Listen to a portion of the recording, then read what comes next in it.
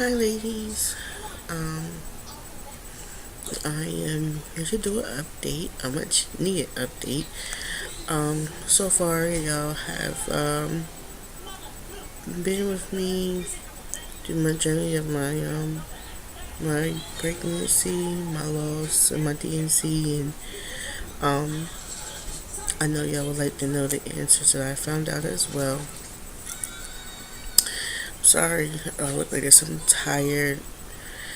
Uh, I'm just not feeling good. I don't know what's wrong. So, anyway, yesterday, the 21st, was my follow up for my DNC. I am now 13. Well, today makes 14 days past my DNC.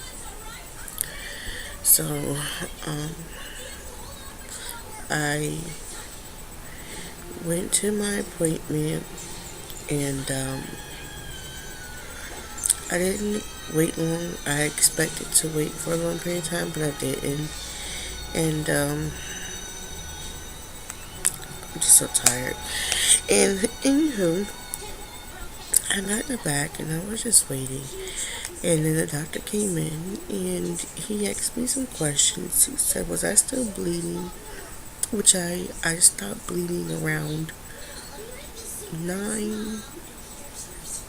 or 9 days after surgery. He asked me if I had any pain. I said no. I did tell him that I didn't wait the full 14 days before I started back having sex. So, just in case if there could have been an infection or anything, which there wasn't, he would know. And he did my exam. Everything turned out good. And then he gave me the results of the DNC. Now, I have known the gender of the baby since Monday. I wanted to wait till my follow-up appointment to have all my answers at one time versus coming on doing a half video or just a video that I couldn't answer many questions or anything like that. So the baby was a boy and he did have a chromosomal abnormality, which with what he had, I read up on it. He wouldn't have survived if I would have went full term, or I would have to terminate the pregnancy at some point in time. So, the doctor said it's like a sporadic thing that happens at fertilization, and he doesn't expect it to happen again, but he can't guarantee that it won't, but he just says he doubts it because it's such a random and rare occurrence that it rarely happens again. Now, he did refer me to genetic counseling, but he says they will be able to tell me more in depth if it could happen again, but he says he doubts it. He asked me if I wanted contraception. I said no. And he said, I kind of figured you just said no. And I asked him, I said, well, even though I don't want to, if you did have a waiting period, how long would you suggest I wait before trying to conceive again? And hold on 1 second. Okay, I'm back. I'm not even sure where I left off at. I know I left off at the genetic counselor. Oh, if for a waiting time. He said that if he had a specific waiting time, it would be to my first period, because it will help them with dating a new pregnancy. But he was like, he said either way it goes, it wouldn't be an issue, just make it harder to date the pregnancy because of what just happened, and still waiting on my HCG to go down now. And if I end up pregnant, they wouldn't know when it began, basically. So they would have to do ultrasounds more to date the pregnancy.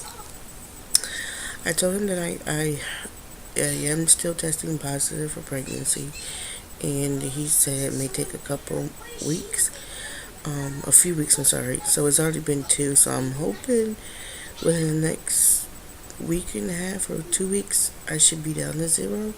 I'm not sure what my HCG was before surgery, or even if it kept rising, even though the pregnancy wasn't viable after the baby had passed away. I don't know, but my pregnancy tests are still pretty positive. Um, my thoughts and feelings on the situation, as far as what happened, the reason why it happened, and trying to heal and um, come to terms with everything. Um, it's still hard, um, even though I know that he's better where he's at. It's just still hard because you really I really wanted to bring the baby home, so I'm just dealing with that. Even though I understand everything,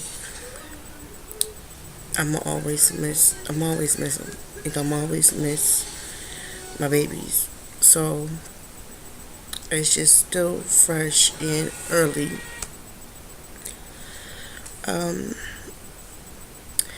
I had a feeling it was a boy because before I got pregnant, my grandma, who passed away back in 2002, she came to me in a dream, and she went in her room, and I was surrounded by kids, and I know in my heart that those are my babies that I lost, and that she's taking care of them.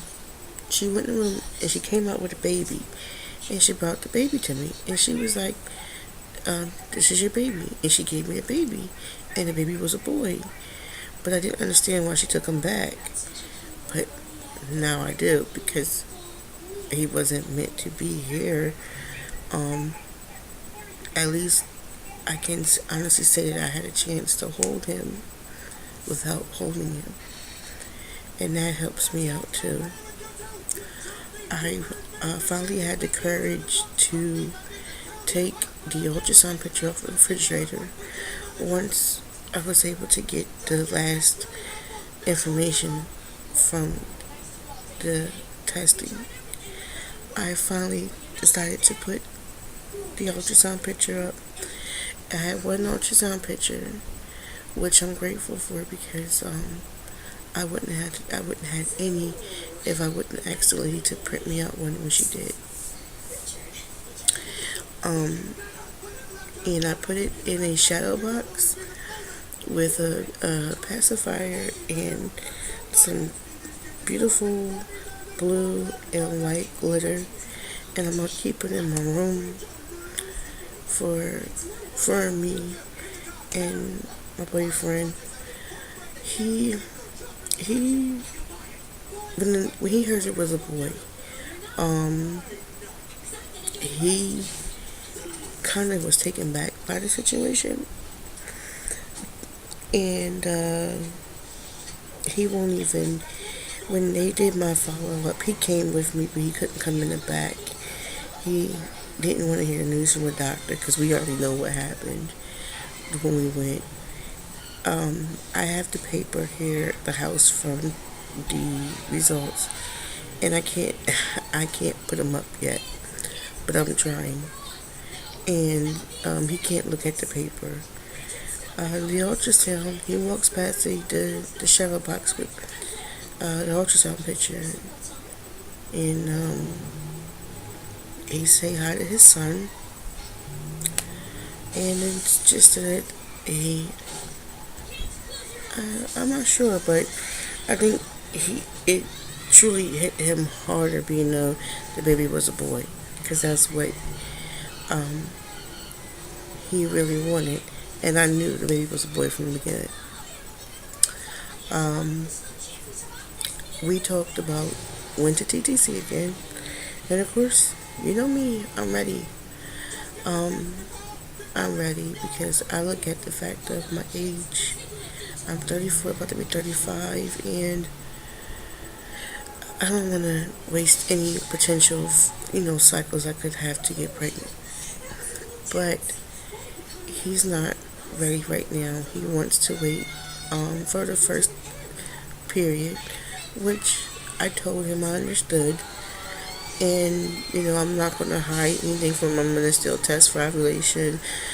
I'm going to still take my Mecca and my metformin and everything I'm doing now. Excuse me. And like I told him, I said, look, I'm not going to lie to you. You know, I'm going to still do my ovulation test. And if it comes up positive, I'm going to tell you.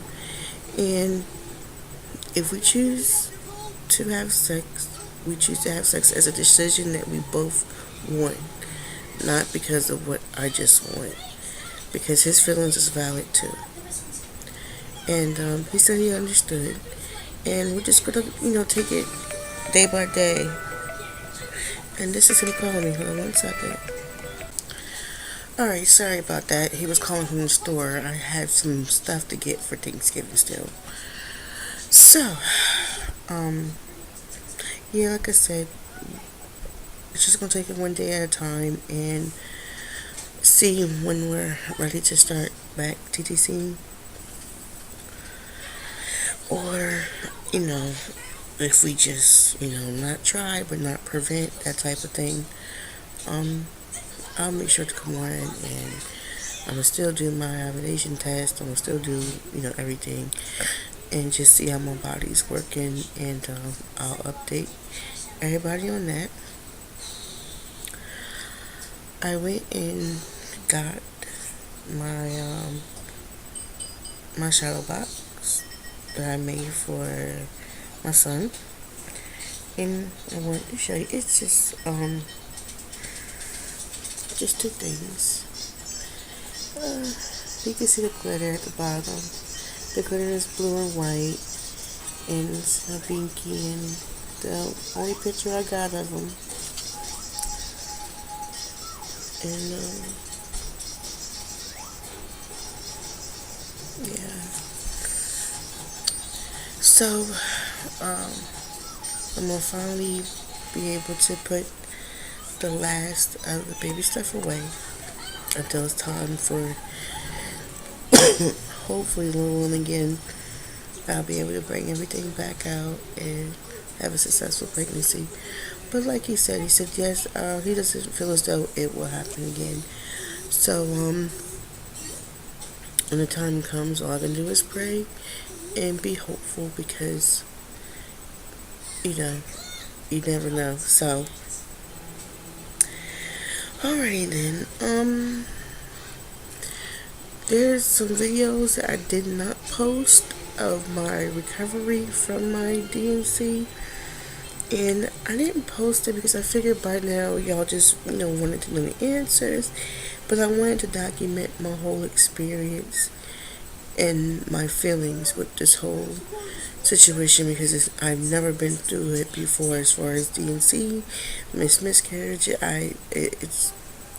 It's new, in the emotions of it, and then your hormones. It's a lot, and I just wanted to document everything. So just leave it in the comments if y'all want to see the other videos, because other than that, I won't post them.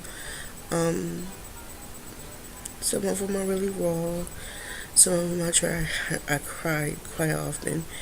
And it's just a roller coaster ride right now for me. So alrighty then,